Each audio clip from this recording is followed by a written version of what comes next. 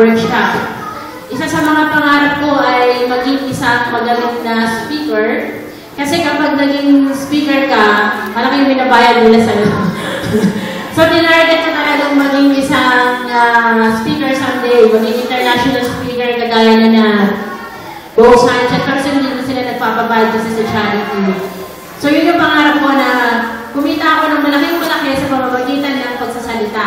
Kaya ako nagpa-brace, kaya ako, sabi ko nga, kalokohan naman, sana talaga kitain ko kung ano yung ginastos ko sa braces. Kaya, ngayon, sisimulan ko na. So, ito yung kauna-unahan kong workshop.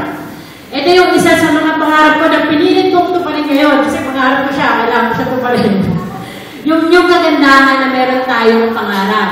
Hindi yan kagaya ng pagising natin sa umaga. Ano yung mangyayari sa akin throughout the day? Pero kapag gising mo sa umaga, alam mo na agad yung una mong gagawin. Alam mo na, maliligo ka na, kakain ka ng breakfast, pupunta ka sa office, pupunta ka sa school, pupunta ka sa trabaho, maglilinis ka ng bahay.